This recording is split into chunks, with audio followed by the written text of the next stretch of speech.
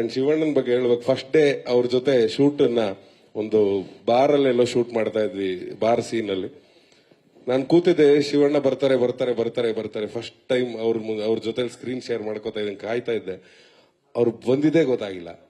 ಕುಣ್ಕೊಂಡ್ dance ಮಾಡ್ಕೊಂಡು ಈ ಹುಡುಗರ ತರ ಹಿಂಗೆ ಅನ್ಕೊಂಡ್ ಬಂದ್ಬಿಟ್ರು. ನಾನು ಶಿವಣ್ಣ ಬಂದ್ಬಿಟ್ರ ಅಂತ ಶಿಸ್ತಾಗಿ ಹಿಂಗ್ ಕೂತ್ರೆ, ಹಾ ಹೈ ಹೈ ಹಾಯ್ ನೀವಿದ್ರೆ ಇವತ್ತು ಅಂದ್ರು. ಹುಷಾರಿದ್ದೀನಿ ಅಂದ್ರೆ ಅವ್ರ ಎನರ್ಜಿ ಮೋಸ್ಟ್ಲಿ ಆ ಇಡೀ ಸಿನಿಮಾಗೆ ಸ್ಪ್ರೆಡ್ ಆಗತ್ತೆ ಅನ್ಸುತ್ತೆ, ಅಥವಾ ಇಡೀ ಸೆಟ್ ಸ್ಪ್ರೆಡ್ ಆಗತ್ತೆ ಅವ್ರು ಬಂದಾಗ.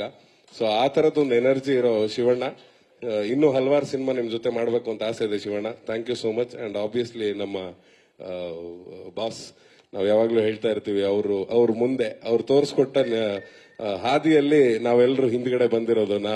ರಿಷಬ್ ಆಗಿರ್ಬೋದು, ರಕ್ಷಿತ್ ಆಗಿರ್ಬೋದು, ರಾಜ್ ಆಗಿರ್ಬೋದು, ಈಗ ನಾನಾಗಿರ್ಬೋದು, ಉಪ್ಪಿ ಸರ್ ಹಾಕೊಟ್ರ ಹಾದಿಯಲ್ಲೇ ಬರ್ತಾ ಇರೋದು. ಅವ್ರ ಡೈರೆಕ್ಷನ್ ಸಿನಿಮಾಗಳು, ಅವ್ರು ಹೇಳ್ತಾ ಇದ್ದಂತ ಡೈಲಾಗ್ಗಳನ್ನ ಕೇಳ್ಕೊಂಡು ಬಂದಂತವ್ರು.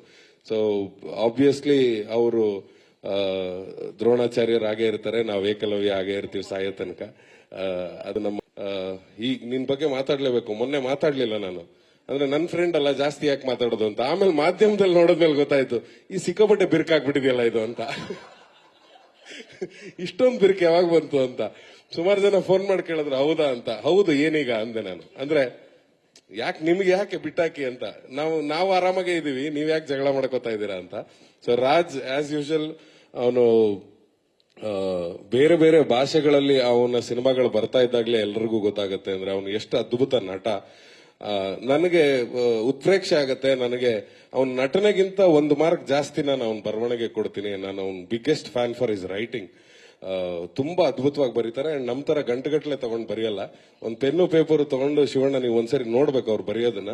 ಒಂದ್ ಪೆನ್ನು ಪೇಪರ್ ತಗೊಂಡು ಒಂದ್ ರೂಮಲ್ಲಿ ಮೂಲೆಯಲ್ಲಿ ಹಿಂಗೆ ನೆಲದ ಮೇಲೆ ಕೂತ್ಕೊಂಡು ಗೀಚ್ಬಿಡ್ತಾನೆ, ಒಂದ್ ಇಡೀ ಸಿನಿಮಾ ಕತೆ ಗೀಚ್ಬಿಡ್ತಾನೆ ಅಯ್ಯಪ್ಪ. ಸೊ ಆ ತರದೊಂದು ಟ್ಯಾಲೆಂಟ್ ಅವರು. So all the best ಶೆಟ್ರೆ.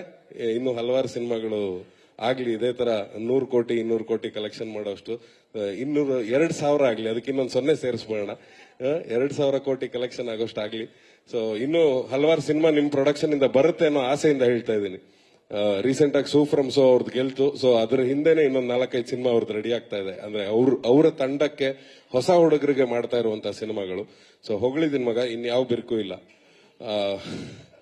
Thank you so much. Thank you. ಈಗ ನಮ್ಮ 25ನೇ ತಾರೀಕು ರಿಲೀಸ್ ಆಗ್ತಾ ಇರೋದ್ರಿಂದ ನಿಮ್ಮ ಉರ್ದು ಸ್ಲ್ಯಾಂಗ್ ಅಲ್ಲೇ ಹಂಗೆ ಹೇಳಿ. ಫ್ರೆಂಡ್ಸ್ ಹೇಳ್ಕೊಟ್ಟಿರೋದು ನಮಗೂ ಗೊತ್ತಾಗ್ಬೇಕಲ್ಲ ಎಷ್ಟು ಹೇಳ್ಕೊಟ್ಟಿದ್ದಾರೆ ಅಂತ.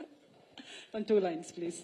सभी को 25ನೇ ತಾರೀಕು थिएटर को बुला रहा हूं, चुपके से आ जाओ, पिक्चर देख के जाओ, बस.